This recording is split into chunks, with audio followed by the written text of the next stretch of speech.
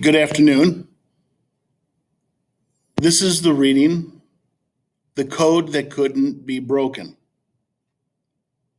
During World War II, a group of young Navajo men created an unbreakable code that helped the U.S. defeat Japan and win the war in the Pacific. This was written February 19th, 2018 by Brian Brown. For 12 years, Sam Sandoval was forbidden to speak his own language. Like many generations of Navajos, he was silent, away from his home in New Mexico to a boarding school as a child. He was forced to abandon much of his native culture and speak only in English. Sandoval and his friends used to sneak away and talk Navajo, he said. Then on December 7th, 1941, Japanese planes attacked the U.S. naval base at Pearl Harbor, Hawaii.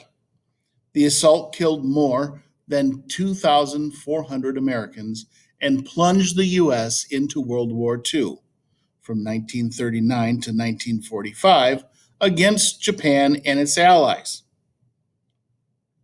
Like millions of other Americans after Pearl Harbor, Sandoval signed up to defend his country, enlisting in the Marines at the age of 19.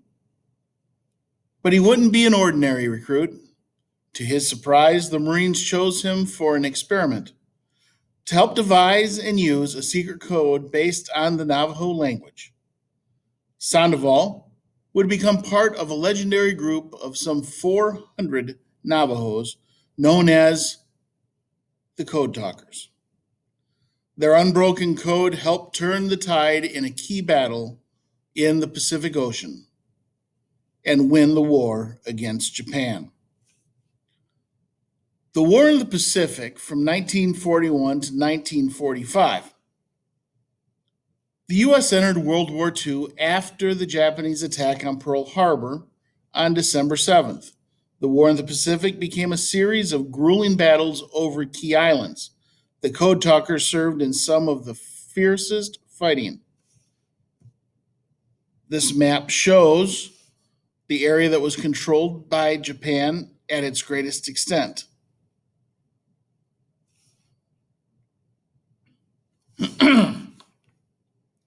A complex language. The U.S. was a huge disadvantage when it entered World War II in December of 41.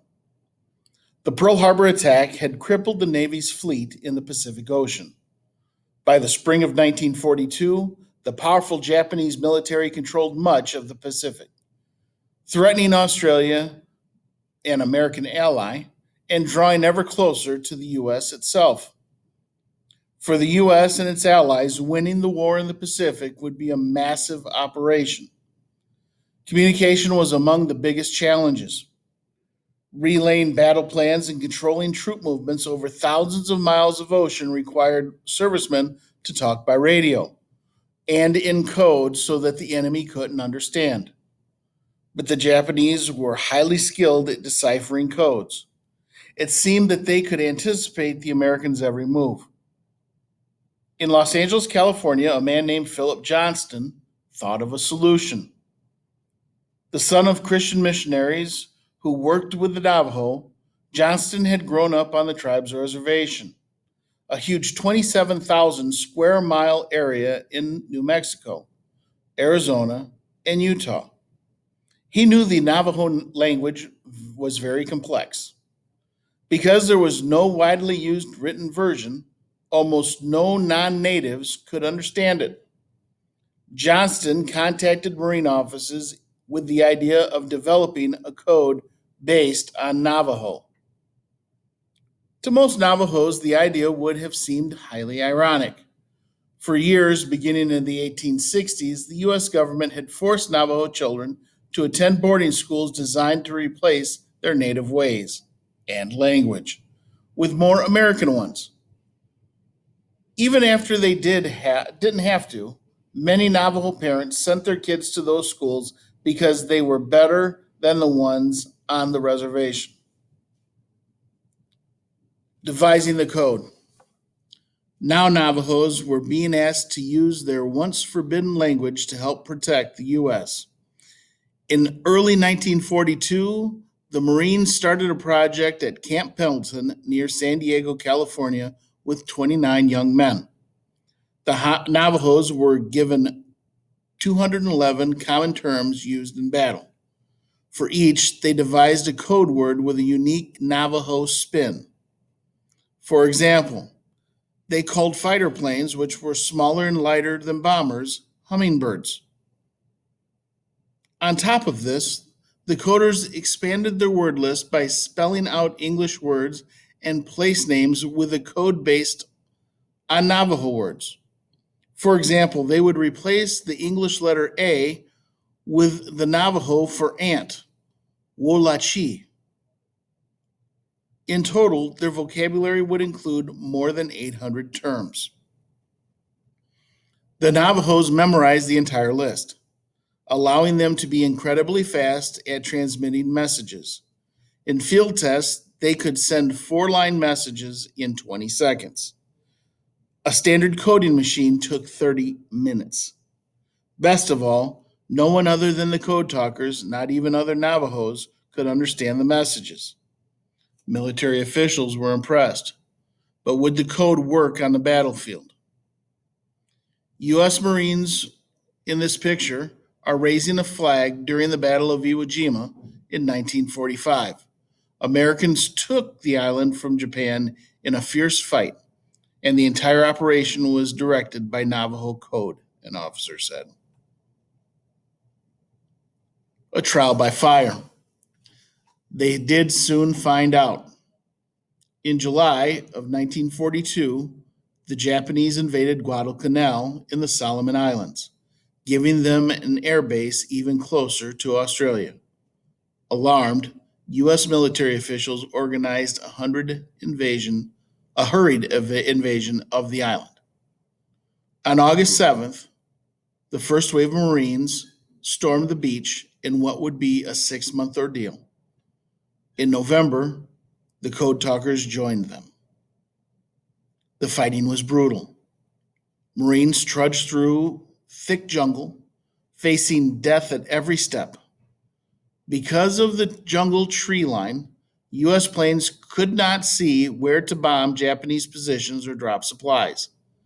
Code talkers and their radios were often the only lifeline the Marines had to medicine, ammunition, food, and one another. Chester Nez, one of the original 29 code talkers, later wrote about working nonstop for 24 hours at a time, crammed into a foxhole. He described his first radio transmission calling in an attack on a Japanese machine gun that had High's patrol pinned down. A runner approached, handing me a message written in English. I transmitted the message to another code talker. Empty machine gun nest on your right. Destroy. Suddenly, just after my message was received, the Japanese gun exploded, destroyed by U.S. artillery. Taking Iwo Jima. Working so quickly with a code that enemies couldn't crack made the Navajos a valuable new weapon. By the time the Japanese finally withdrew from the Guadalcanal in February of 43, the code talkers had proved themselves. But the fighting was far from over. The war in the Pacific became a relentless series of battles over strategic islands, leading up to a possible U.S. invasion of Japan. Sam Sandoval went through training in 1942 and soon was in the thick of it, as he would say. He would see action at Guadalcanal, Bougainville, Peleliu, Guam, and Okinawa, some of the most fearsome battles of the war. What did true represents what we did truly represents who we are as Americans. In each engagement, the code talkers were crucial. One of the bloodiest fights was over the island of Iwo Jima. Beginning in February 1945, in the month it took the Marines to take the island, the battle claimed the lives of some 6,800 Americans and 22,000 Japanese. The entire operation was directed by Navajo Code. Signal Officer Major Howard Connor later said. They sent and received over 800 messages without error. Were it not for the Navajo code talkers, the Marines would never have taken Iwo Jima.